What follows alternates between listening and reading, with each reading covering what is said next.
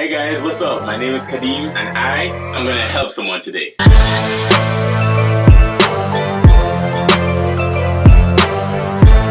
Alright guys, so today we're going to be talking about credit cards. A lot of people hear horror stories about credit cards like, what if I land in $5,000 in debt and I end up paying it for the next 20 years? Now that doesn't happen if you know what you're doing with credit cards, and credit cards actually have a lot of benefit to those who use it properly. So I'm going to teach you guys exactly how I use credit cards, how you should be using credit cards, and a little bit about finance, interest rates, and so on. And I hope you learned something today. Well, without further ado, let's get straight into the video. Alright, so the first thing to understand is that credit card companies make money from people who don't really understand how to use credit cards, right? But by the end of this video, you'll know exactly how to use a credit card. Alright, so when you get your first credit card, the first thing to remember is to never carry a balance into the next month. The reason why is that you avoid paying interest rates. Now, interest rates on a credit card are on average between 19 and 25%. And if you can use a nice round number like 20%, 20% interest rate is a whole lot. Trust me. It is a whole lot to pay on any loan that is given to you. If it's $1,000, 20% of that is $200, which means that if you don't pay off that $1,000 balance on your credit card, you end up paying $200 more. That is a lot. Most student loans, for reference, are around 4 to 5%. So a 20% interest rate is a whole lot, and you're losing a lot of money if you do carry over a balance into the next month. That's number one.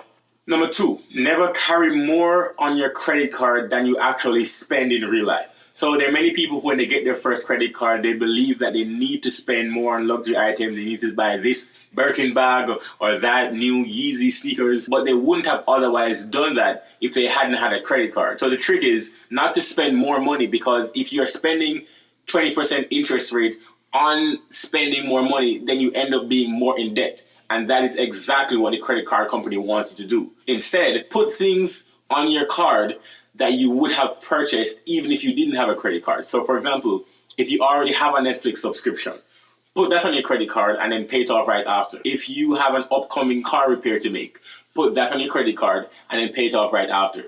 By doing that, you develop a good credit history, and then you end up building your credit score over time, which will benefit you. Number three, never spend more than 30% of whatever your credit limit is. So let's break this down. If you have a credit limit of $1,000, then 30% of $1,000 is $300, which means that in any given month, you shouldn't put more than $300 on your card. The idea is to never have more than a balance of 30% of your credit limit on any card. If you can do that, then over time, your credit history will be built up and you'll end up with an 800 credit score eventually. Number four is to set up automatic payments. Never missing a payment is a huge part of your credit score.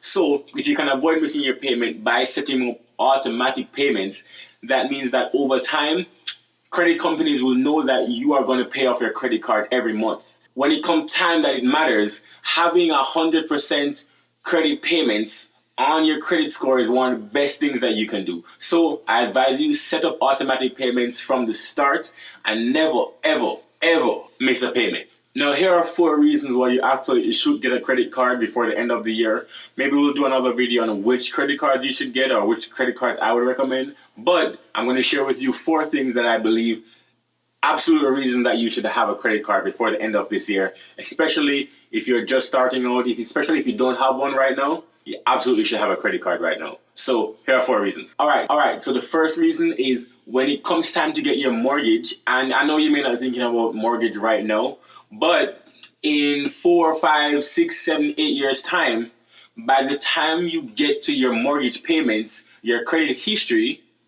would have started from now. If you are looking to purchase a house in 4, 5, 6, 7 years, which many of you will, know that when you get to buying your first home, it will be too late then to start building credit history. Your credit history starts from now. Some landlords, even when they're renting you their property, they do require that you show them some type of background or credit report. I have seen this before. It is literally more expensive to have a poor credit score and a shorter credit history than it is to have a better credit score, a strong credit history, because you'll end up paying less interest and you'll have less monthly payments, which means that every month you'll end up with not only more money, but your house or whatever you're paying for will literally be cheaper.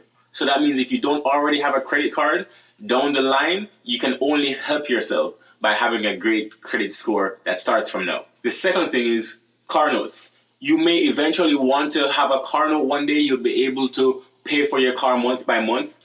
In order to do this, you will need a good credit history. The reason why you need a good credit history is that any car company that is loaning you a car will ask for this information. Now, if you have a good credit history and a good credit score, your car will end up being cheaper, one, and you'll also end up paying less in monthly payments, so you'll have more money left over at the end of each month. That's the difference between paying something like $370 for a very nice car or paying $600 for it every month because you have a poor credit history. Third thing is job applications. Now, while this isn't mainstream, having a really good credit score is often a reflection if your employer does ask for it. And bear in mind, many don't, but I've seen it. Having a good credit score indicates to your employer that you are someone who is responsible and can handle themselves well and is financially responsible. It could be a big deal for you, so it is definitely something to think about, whatever field you're in. The last thing is, you need to understand that the longer you have a credit history, the better your credit score will be. If you start from the time that you want to apply for your loan, let's say your credit history is only like 2 or 3 or 4 months long, right? That's a very short credit history. On the other hand, if you've been developing your credit history for 3-4 years during college, and by the time you graduate, you're ready to get your first house or your first real car, fantastic. You have a credit history that is substantial enough to give you a leg up over someone who doesn't have that base credit history. The longer you have a credit history, the longer you have a credit card, the better it's going to be for you. Right now is when you should start developing your credit history. Not later when you think you might need it. Right now. Trust me, this is important. Don't let this video end and you're not thinking about which card you're going to get by the end of this year. I'm trying to help you. At the end of the day, it's really this simple. If you know what you're doing with a credit card shouldn't cost you money. And if you're spending enough money on any given credit card, some of them come with real perks. I will get to that in another video, but believe me, you absolutely should have a credit card in 2020 because one day you will need it. No matter how young you are right now, you really should be thinking about getting a credit card. Ask questions, do some more research. I will come up with another video on cards that I recommend. Until then, you guys stay cool.